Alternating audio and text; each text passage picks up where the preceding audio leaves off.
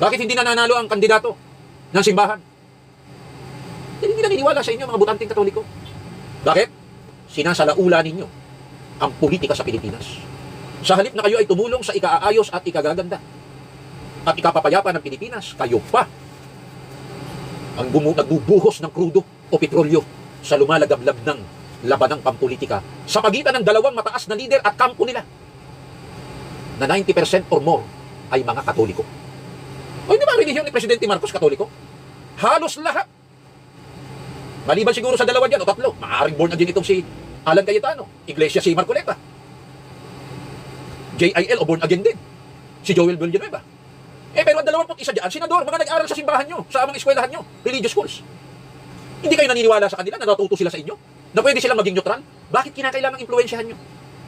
Dahil puot na puot kayo sa mga Duterte. Ano kasalanan ni Sara sa kasalanan ng tatay niya? Kahit sa mga abogadong Katoliko, yung iba UP pa, Ateneo Lasal, UST. Matatagal na kayo bilang mga abogado, yung iba ay din pa. Sa halip na magpaliwanag naman kayo kung ano ang batas, sinasalaula nyo ang batas. Winawalwal din ninyo. Wala kayong ikinaibas sa mga pare obispo at bulaang pastor. Kaya yung iba dyan na nagkukomentaryo, nasasabihang gago o bugok sa batas. Kahit abogado, kahit din. Tapos pabiktim sila. Na sinasabi ko, yung kanya binabas. Kasi hindi naman yung tunay na batas ng konstitusyon ang inyong pinaliliwanag.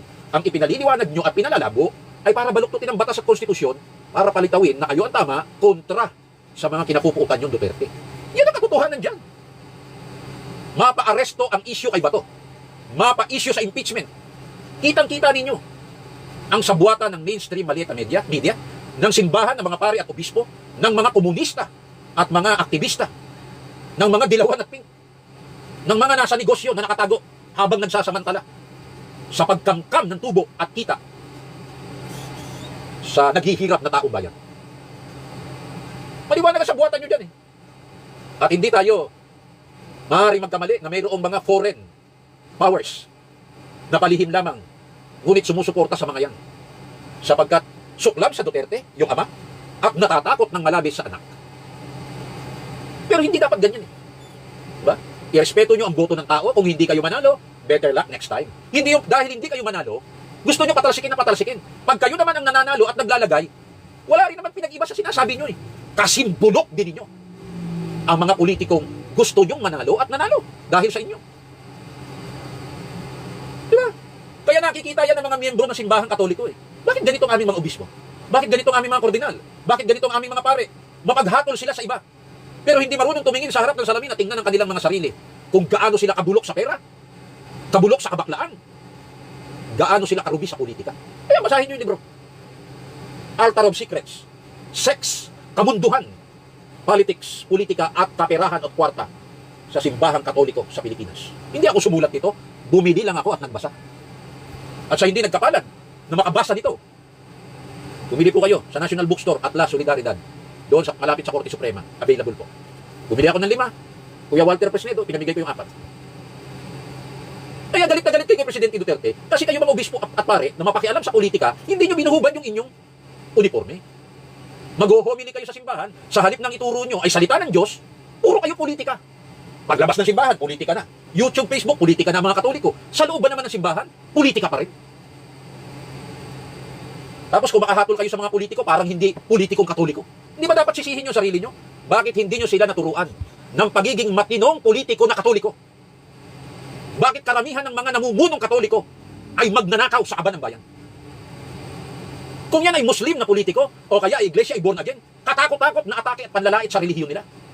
Pero bakit pag Katolikong politiko, hindi nyo binabanggit ng mga obispo pare, na yan ay mga Katoliko na nag-aral sa inyo at nagsisimba? Ano ang natututunan sa inyo yan? O hindi natututuhan? Kung kayo ay tamad magturo, palagay ko naman ay hindi. Sapagkat mula pa sa pagiging prep at kinder, tinuturuan na yan sa simbahan. At sa mga eskwelahan Katoliko.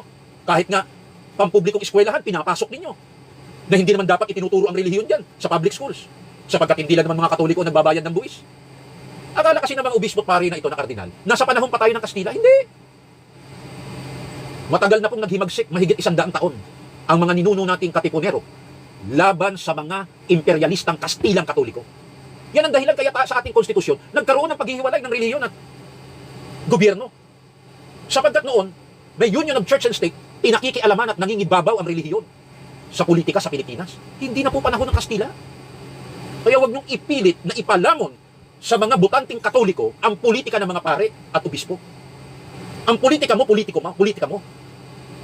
Kaya adwang-adwa sa inyo na magsimba yung mahigit 20 milyong Katolikong didishits at bubutante ang tawag nyo.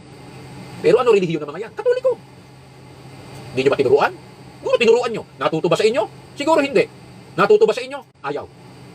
Matuto sa inyo. Ibig sabihin yan, failure kayo. Bigong-bigo kayo. Kung failure kayo at bigo kayo, sino kayo para humatol sa mga politikong Katoliko? Mga senador,